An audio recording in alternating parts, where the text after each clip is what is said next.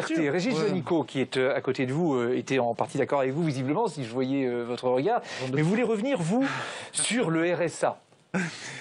Pas seulement. Et plus. Pas seulement. Parce que, Madame Grégoire, vous êtes ministre de l'économie sociale et solidaire et par définition, vous êtes la ministre de l'innovation sociale, de l'expérimentation. On évoquait tout à l'heure les coopératives d'activité et d'emploi que nous avions votées. J'étais rapporteur de la commission des finances à l'époque de la loi Hamon sur l'ESS. À l'époque, qui est un statut protecteur pour ceux qu'on appelle les forçats du goudron, les livreurs aujourd'hui.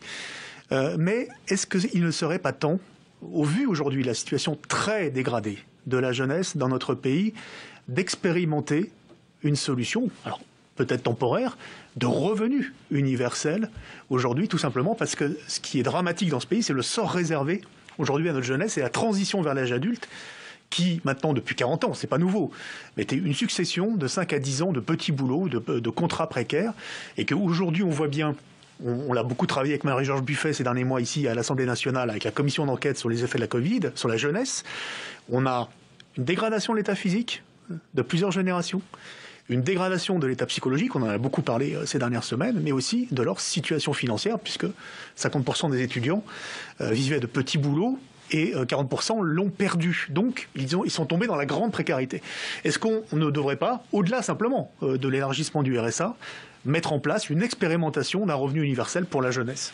Au moins dans cette période de crise que vous disiez. Tout à fait. Alors, pour ce qui est du RSA jeune, et sans vous étonner, c'est vrai qu'on n'est pas sur la même ligne et qu'on ne sera pas d'accord. Moi, c'est pas...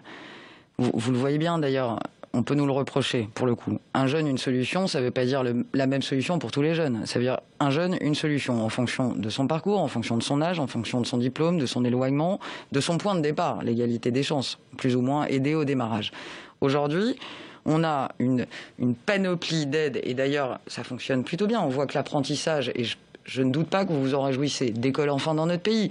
On voit qu'on a embauché 1,2 million de jeunes en fin d'année dernière, en CDD, CDI. On voit qu'il y a des solutions pour accompagner. Et dans tout ce qu'on fait, c'est accompagner vers la formation, raccompagner vers la formation ou accompagner vers l'emploi. C'est vrai que si jamais le RSA jeune, pour le coup, avait été la solution depuis des années, pardonnez-moi du point, mais je pense que vous l'auriez peut-être porté avec la précédente majorité. Je ne sais pas si vous avez essayé de le faire. On a fait la garantie jeune, qui maintenant est élargie, et qui est sur un public spécifique. Et qui est effectivement, et vous connaissez bien le sujet pour y bosser depuis des années, qui est sur un public spécifique. Mais moi, je ne crois pas que ce soit avec un RSA jeune qu'on a l'ambition pour notre jeunesse. Parce que c'est RSA jeune, après c'est pas de formation, c'est pas de job, c'est RSA Régis Juanico parle d'un revenu universel, c'est encore autre chose. Et c'est garanti. Il y avait les deux dans la question. Oui, mais maintenant, je vous donne le deuxième, du coup. Du coup, je vous donne le deuxième. Sur le revenu universel d'activité, je l'ai dit tout à l'heure. Pas d'activité, revenu universel. Oui, parce que la fusion des aides, c'est pas la même chose. C'est pas suffisant. Le problème, c'est 5 à 10 ans pour aller vers un emploi durable aujourd'hui qu'on impose à notre jeunesse. J'ai écouté avec attention ce que vous disiez il y a quelque temps dans votre tribune sur Facebook là-dessus. Il y a des idées qui s'en rapprochent. Il y a le capital jeune, on peut peut-être en parler, qui est pas très loin. Donc, minimum jeunesse, oui. Oui, moi j'ai pas de sectarisme a priori. Il y a effectivement un sujet qui est comment on embarque cette jeunesse. Et vous avez raison, il faut des années, 5 à 10 ans, vous dites, mais ça va plusieurs années pour trouver un emploi.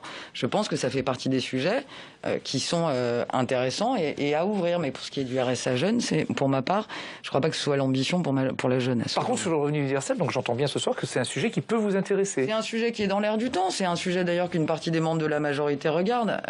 S'y intéresser, ça me paraît être la moindre des choses. Et après, ça ne veut pas dire que j'y adhère.